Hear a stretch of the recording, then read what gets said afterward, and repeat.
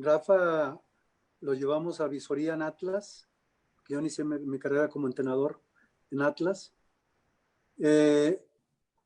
Y normalmente los grupos de visoría duraban 3 días y normalmente eran categorías de 16, 17, 18 años. Entonces, cuando vemos a Rafa, nos llama mucho la atención y suponíamos que tenía 18 años. Entonces lo seleccionamos, hablamos con él, y nos llena los datos, 14 años. Uf. Tenía 14 años, Rafa. Wow. Entonces dijimos, a ver, vamos con los papás. Fuimos con los papás. El papá había sido futbolista de primera división. Había jugado en el Jalisco, en Guadalajara. Iba el papá y la mamá, entonces les dijimos, a ver, es una acta chueca, o como decimos acá, o cómo está. No, pues es una realidad. Que Rafa elegante siempre, con mucha personalidad, muy adelantado, y no lo dejan los papás. De repente los papás nos dicen, no, es que está muy chico. Y en la casa club hay puros grandes, ¿cómo lo vamos a meter a que viva en la casa club con los grandes? Y se nos complicó ahí.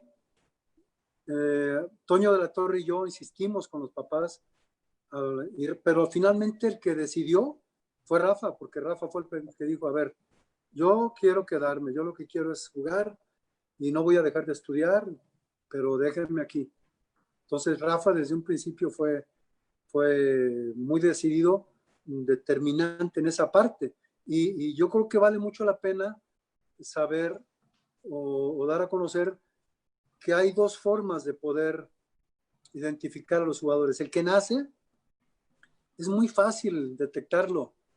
Yo creo que si mi secretaria sale a ver un partido de fútbol, va a decir, ese es muy bueno y ese es muy malo. Pero como Roberto, como yo, y sabemos que la gran mayoría de jugadores cae en un promedio intermedio. Entonces, nuestro mérito para poder detectar jugadores es que de esa gran mayoría promedio tenemos que visualizar el potencial para saber quién puede llegar más o menos, porque si no cualquiera sería visor. Y más todavía, yo creo que hay jugadores que nacen y que se hacen.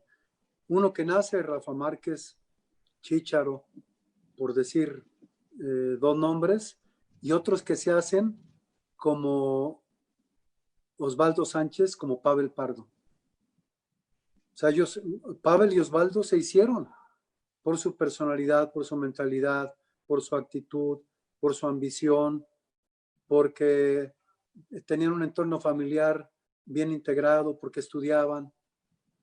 Y hay otros que nacen y que los ves y pues nadie les dijo nada, y ya de manera natural traen esa genética.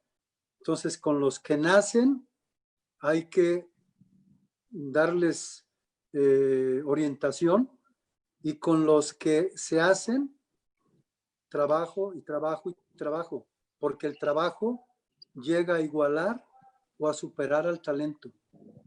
Y eso cada vez más en la actualidad llega a suceder. Es cada vez más un promedio el que vemos en la mayoría de los partidos. Cuando vemos a alguien muy sobresaliente, pues cualquiera lo detectamos. Pero ese que te dejó la duda, ese hay que seguirlo hasta que se termine de confirmar.